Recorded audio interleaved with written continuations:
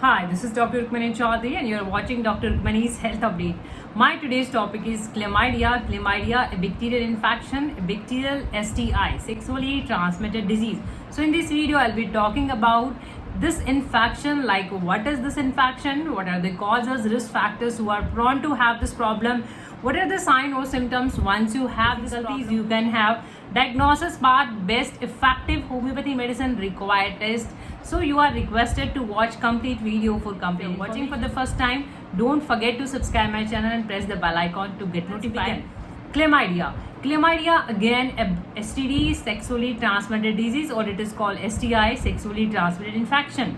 I have already uploaded video on like gonorrhea. So this is again a bacterial infection, sexually transmitted disease. You get it when you are with infected person and without protection. So you get it infection from them. It develops, it can lead to infertility if it is not treated as early as possible. What about the cause part?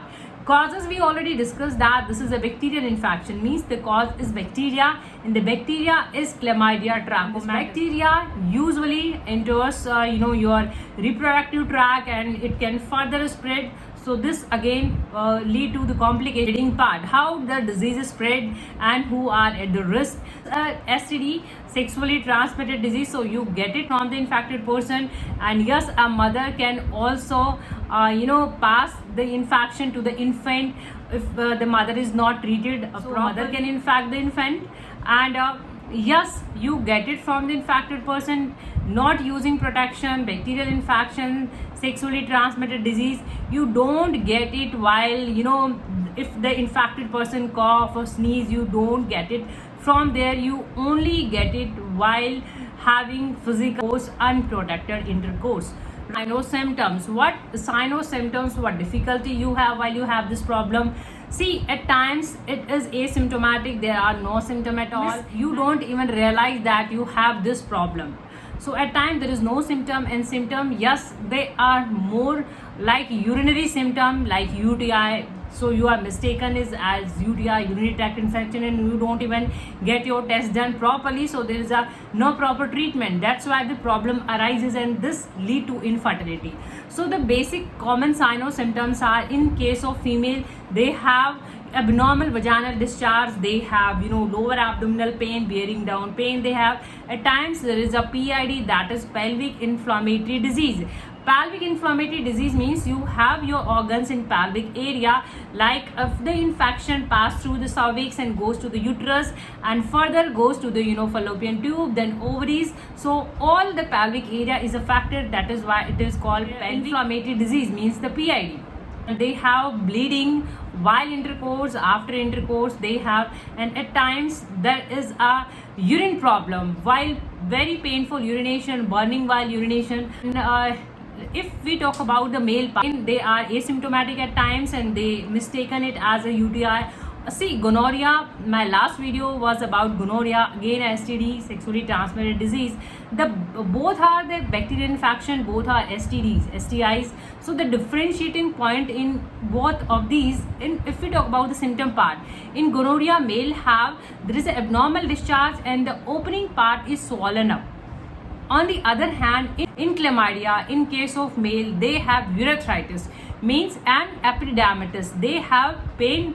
Epididymis is again an organ that is in your scrotal testis area. The area is swollen up and painful, tender. So in case of male, the testicles are hard, swollen, painful to touch, means there is a painful condition and it is called epididymitis. So in case of male, the symptom, this is the differentiating symptom in gonorrhea and chlamydia.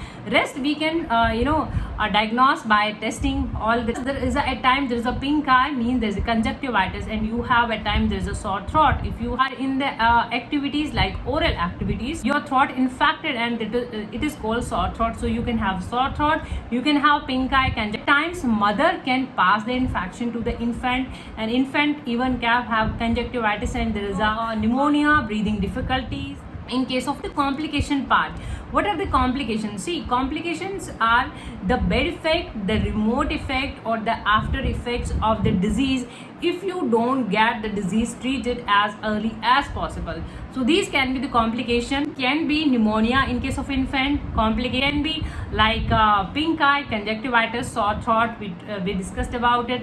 And in case of male, there is a epididymitis. We discussed about that. Epididymitis, swollen inflammation of the epididymis, and this can lead to infertility. And in case of female, there is a PID.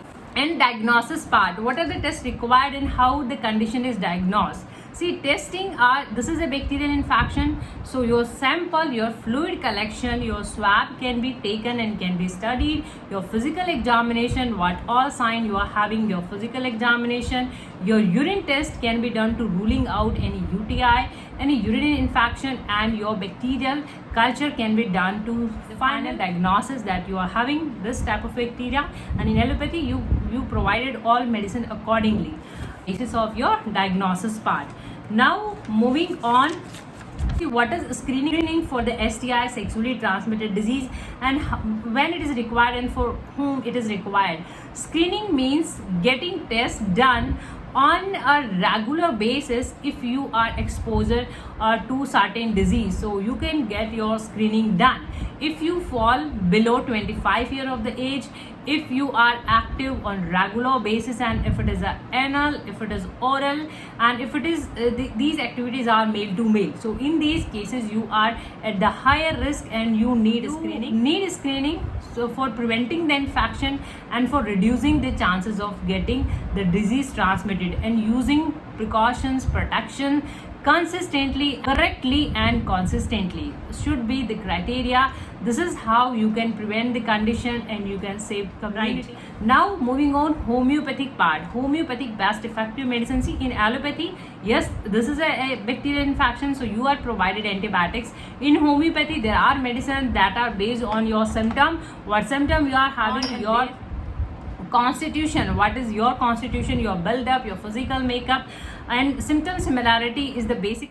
So I'm having the medicine sepia.